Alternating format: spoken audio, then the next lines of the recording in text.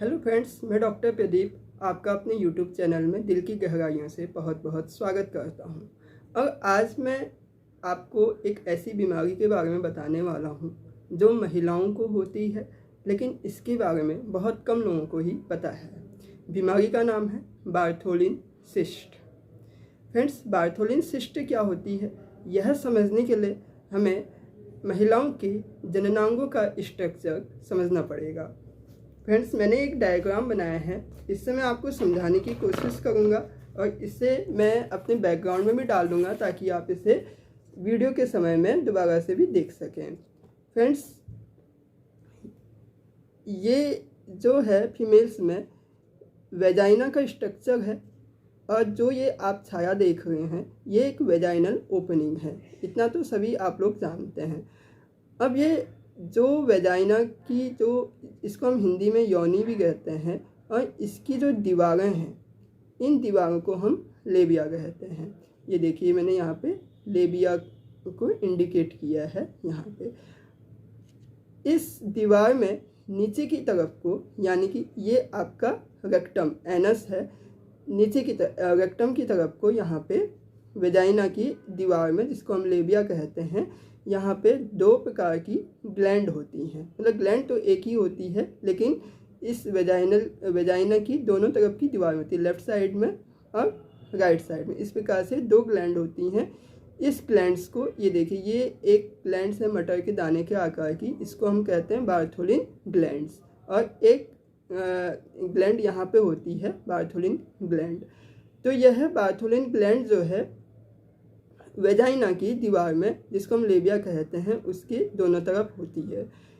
ये इस ग्लैंड्स का काम किया है। फ्रेंड्स, ये इस ग्लैंड्स में एक ओपनिंग होती है जहाँ से एक तरल पदार्थ निकलता है, एक लिक्विड जैसा निकलता है, जो महिलाओं की वेजाइना को लुब्रिकेट करने का काम करता है, यानी कि उसमें एक नमी बनाए रखता है, उसको गीला रखता है।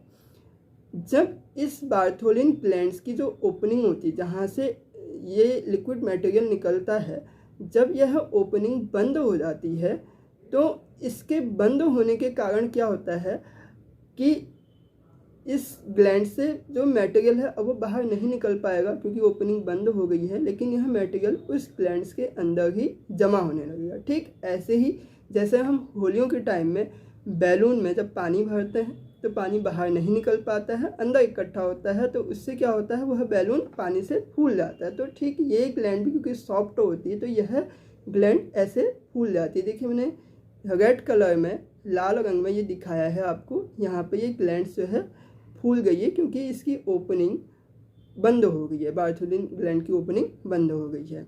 अब जो ये एक लंप जैसा, गांठ जैसा जो बन जाता है, इसी को हम कहते हैं बार्थोलिन सिस्ट। ये देखिए, यहाँ पे लिखा है मैंने बार्थोलिन सिस्ट, इंग्लिश में भी लिखा है, हिंदी में भी लिखा है। तो फ्रेंड्स, अब ये बार्थोलिन सिस्ट जो है, या तो लेफ्ट साइड की बार्थोलिन ग्लैंड्स की ओपनिंग बंद होगी तो वहाँ बनेगा, या राइट साइड में बंद होने से वहाँ बनेगा। दोनों जगह यह बहुत मुश्किल से ही बनता है। फ्रेंड्स, ये मैंने आपको बताया बार्थोलिन सिस्ट के बारे में। तो फ्रेंड्स, जब बार्थोलिन सिस्ट बन जाती है तो इसके क्या क्या लक्षण आते हैं यह हम जानेंगे महिलाओं में। बेसिकली जो बार्थोलिन सिस्ट जब बन जाती है तो उससे क्या होता है, अगर यह छोटी है, छोटे मटर के दाने के बराबर है, तो यह जनरली कोई महिलाओं को नुकसान नहीं पहुंचाती है।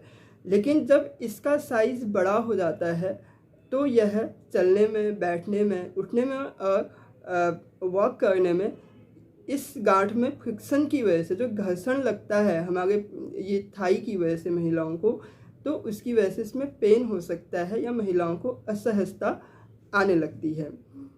कभी कभी यह इतनी बड़ी हो जाती है या इसमें कोई इन्फेक्शन हो जाए, जो बार्थोलिन सिस्ट है उसके अंदर कोई इन्फेक्शन हो जाए, क्योंकि जब उसके अंदर जो मटेरियल है, जो लिक्विड है, वो जब पुराना हो जाता है तो उसमें इन्फेक्शन होने के चांसेस ज़्यादा हो जाते हैं, विशेषकर बैक्टीरियल इन्फेक्शंस होने के चांसेस ज़्यादा होते हैं। तो उसकी वजह से महिलाओं को बुखार आ सकता है, ठंड लगने के साथ साथ में।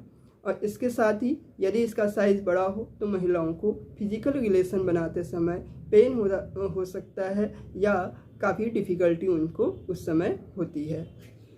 अब हम बात करेंगे कि बार्थोलिन सिस्ट बनने के कारण क्या होते हैं। क्या कारण है कि जो बार्थोलिन ग्लैंड होती है उसकी ओपनिंग बंद हो जाती है, जिससे बार्थोलिन सिस्ट बन जाती है। पहला कारण है, यदि वेजाइना के आसपास में जो वेजाइनल वॉल है, जो लेबिया है, उसके आसपास में कोई ओवर ग्रोथ होने लगे किसी सेल्स की, तो उसकी वजह से भी बार्थोलिन ग्लैंड्स की ओपनिंग बंद हो सकती है और उसकी वजह से सिस्ट बन सकती है। उसके अलावा यदि किसी प्रकार का वहाँ पे इन्फेक्शंस हो जाए तो उसकी वजह से भी बार्थोलिन सिस्ट बनने का रीज़न रहता है। इसके अलावा किसी प्रकार की चोट की वजह से भी वहाँ पे बार्थोलिन सिस्ट बनने की संभावनाएं बनती हैं। इसके अतिरिक्त किसी प्रकार का infections, specially sexually transmitted infections जो होता है, उसकी वजह से भी बार्थोलिन सिस्ट बन सकती है। लेकिन बार्थोलिन सिस्ट अपने आप में एक व्यक्ति से दूसरे व्यक्ति को स्किन टू स्किन कांटेक्ट की वजह से नहीं फैलती है, या बहुत रेयर केसेस में ही यह फैलती है, क्योंकि यह सेक्सुअल ट्रांसमिटेड इन्फेक्शन की वजह से हो तो सकती है, लेकिन यह खुद में सेक्सुअल ट्रांसमिटेड डिजीज़ नहीं कहलाती है, STD में यह नहीं आती है। कुछ विशेष प्रकार के इन्फेक्शंस जैसे क्लेमेडियल इन्फेक्शंस या गोनोरियल इन्फेक्शंस की वजह से भी बार्थोलिन सिस्ट बन जाती है। इसके अलावा कई अन्य ऐसे कारण होते हैं जो अभी तक ज्ञात नहीं हैं, उसकी वजह से भी बार्थोलिन सिस्ट बन जाती है। फ्रेंड्स, अब हम बात करेंगे इसके डायग्नोसिस की, कि हम कैसे जांचेंगे कि यह बार्थोलिन सिस्ट ही है, कोई दूसरी दिक्कत तो नहीं है। फ्रेंड्स, जैसे कि मैंने आपको स्ट्रक्चर से बताया कि हम फिजिकल एग्जामिनेशंस के द्वारा भी इस बार्थोलिन सिस्ट को हम देख सकते हैं, या आपके डॉक्टर्स जो महिला चिकित्सक होती हैं वह आपकी इस बार्थोलिन सिस्ट की को डायग्नोस कर सकती है फिजिकल एग्जामिनेशंस के द्वारा। आप अपने आप में, जैसे मैंने बताया कि जिस प्रकार का स्ट्रक्चर बताया उसके अकॉर्डिंग आप अपने आप भी अपने हाथों से फिजिकल एग्जामिनेशन मतलब छू कर टच करके आप अपनी बार्थोलिन ग्लैंड्स में किसी प्रकार की सूजन को महसूस कर सकते हैं। और यदि कोई डाउट आपको मिलता है तो फिर आपको अपनी चिकित्सक को दिखाना चाहिए, विशेषकर अपने महिला चिकित्सक को दिखाना चाहिए, ताकि कंफर्म हो सके कि यह जो डाउट है यह क्या है, यह क्लियर होना चाहिए। इसके अलावा यदि बार्थोलिन सिस्ट से किसी भी प्रकार का डिस्चार्ज हो रहा हो तो आपका चिकित्सक इस मटेरियल को लैब में भेजकर यह पता करवाता है कि इसमें कोई सेक्सुअल ट्रांसमिटेड इन्फेक्शंस या कोई बैक्टीरियल इन्फेक्शंस तो नहीं पना पड़ा है। इसके अतिरिक्त यदि बार्थोलिन सिस्ट 40 साल के बाद की महिलाओं को होता है, वैसे 40 साल के बाद की महिलाओं को बहुत रेयर कंडीशन में बार्थोलिन सिस्ट की दिक्कतें होती हैं, लेकिन अगर यह हो जाए 40 साल के बाद तो डॉक्टर्स जो है तब इस कंडीशन में बार्थोलिन सिस्ट के कुछ सेल्स के नमूने लेकर लैब में भेजते हैं, जहां पे बायोप्सी की जाती है और इससे यह पता लगाया जाता है कि इसमें कोई कैंसर की संभावनाएं, कोई कैंसरस सेल्स तो डेवलप नहीं हो रही हैं। वैसे बार्थोलिन सिस्ट के कैंसर में बदलने की संभावनाएं बहुत कम होती हैं। वैसे फ्रेंड्स, ध्यान देने वाली बात है कि बार्थोलिन सिस्ट केवल 2% महिलाओं को ही होती है और बहुत रेयर कंडीशंस में यह होती है। और यदि बार्थोलिन सिस्ट बहुत छोटी है, मटर के दाने के बराबर की है, तो इसके लिए किसी खास प्रकार के ट्रीटमेंट की आवश्यकता नहीं होती है। यह अपने आप में खुद से भी ठीक हो सकती है, बशर्ते कि उसमें किसी प्रकार का कोई डिस्चार्ज ना हो, कोई इन्फेक्शंस ना हो, अन्यथा ऐसी कंडीशंस में इलाज की आवश्यकता पड़ती ही है। इसके अतिरिक्त उम्र के साथ यह 18 साल से ज़्यादा की महिलाओं को इसके ज़्यादा होने के चांसेस होते हैं, लेकिन 40 साल के बाद की अवस्था जहाँ पे मेनोपॉज की कंडीशंस आ जाती है, महीना बंद हो जाता है, तो उसके बाद बार्थोलिन सिस्ट के बनने के चांसेस बहुत रेयर हो जाते हैं, बहुत मुश्किल से फिर यह बनती है। अब हम बात करेंगे कि बार्थोलिन सिस्ट यदि बन जाए तो उसका ट्रीटमेंट हम किस प्रकार से कर सकते हैं। देखिए, जैसे कि मैंने पहले बताया कि यदि बार्थोलिन सिस्ट बहुत छोटी है, आपको किसी भी प्रकार का कोई पेन ना हो रहा हो, कोई भी सिम्टम्स ना आ रहे हों, तो उसके ट्रीटमेंट की ज़रूरत नहीं पड़ती है, खुद से भी ठीक हो जाती है। इसलिए ऐसी कंडीशंस में कोई भी घबराने की ज़रूरत नहीं होती है, उसको एज इट इज़ छोड़ देना चाहिए। लेकिन यदि आपको किसी प्रकार की दिक्कत है तो एक सिड्स बाथ करके एक प्रोसेस होती है, यह बहुत अच्छा एक कामयाब उपचार है। सिड्स बाथ में क्या होता है कि आपको बाथ टब में कुछ गर्म पानी लेकर उसमें बैठना होता है, सिकाई करनी होती है और यह प्रोसेस एक दिन में 3 से 5 बार ऐसा करना है। और यह प्रोसेस जो है एक दिन में 3 से 5 बार करते हुए करीब 5-6 दिन या 10-12 दिन 10-15 दिन तक का यह करते रहना चाहिए। तो इससे क्या होता है, जो रिकवरी होती है बार्थोलिन सिस्ट की वह बहुत जल्दी होती है, ग्लैंड्स की ओपनिंग खुल जाती है जिससे डिस्चार्ज हो जाता है, अंदर का मटेरियल बाहर निकल जाता है और सारी चीज़ें नॉर्मल कंडीशंस में आ जाती हैं। इसके अतिरिक्त यदि बार्थोलिन सिस्ट में किसी प्रकार का इन्फेक्शंस हो गया है तो एंटीबायोटिक्स एलोपैथी में दी जाती है और यदि दर्द है तो उसके लिए पेन किलर दिया जाता है। यदि किसी भी प्रकार से बार्थोलिन सिस्ट का ट्रीटमेंट नहीं हो पा रहा है, यह ऐसा रेयर कंडीशंस में ही होता है, मुश्किल से ही ऐसा होता है, तो ऐसी कंडीशंस में बार्थोलिन ग्लैंड्स को ही सर्जरी के द्वारा रिमूव कर दिया जाता है।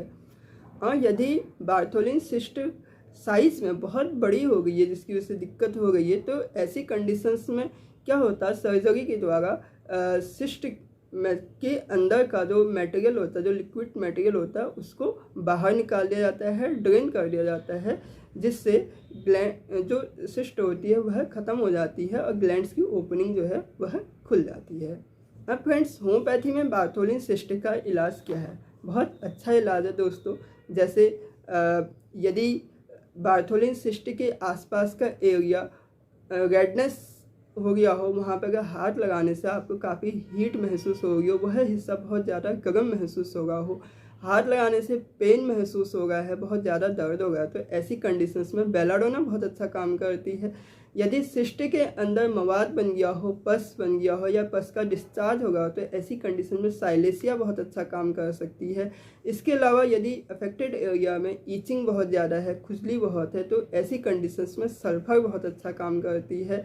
इसके अतिरिक्त और भी कई अन्य मेडिसिन जैसे हिपर सल्फर, सोराइनम, आर्सेनिक, ऐसी तमाम होम्योपैथिक मेडिसिन बहुत अच्छा काम करती हैं। लेकिन ये होम्योपैथिक मेडिसिन लक्षणों के आधार पे ही काम करती हैं। यदि इन मेडिसिन का कॉन्स्टिट्यूशन पेशेंट्स के, मरीज़ के कॉन्स्टिट्यूशन से मैच करे तभी इसका इलाज जो होता है प्रभावी होता है और होम्योपैथी दवाइयाँ बहुत अच्छे से 100% किसी भी दिक्कत को 100% क्योर करने में सक्षम होती हैं फ्रेंड्स। लेकिन यूट्यूब में देखकर, चाहे किसी और ने मेडिसिन बताई हो, चाहे मैंने बताई हो, तो यूट्यूब को देखकर ही मेडिसिन ले लेना और उसके बाद देखना, जांचना कि हमारी बॉडी पे क्या इफेक्ट हुआ, ऐसे प्रैक्टिकल्स आपको नहीं करने चाहिए। यूट्यूब एक माध्यम है आपको अपनी बीमारी के बारे में जानने का। आप अपनी बीमारी के बारे में सब कुछ जान सकते हैं यूट्यूब के माध्यम से। बहुत अच्छा प्लेटफॉर्म है नॉलेज के लिए, लेकिन अपनी बॉडी में प्रैक्टिकल करने के लिए यूट्यूब का सहारा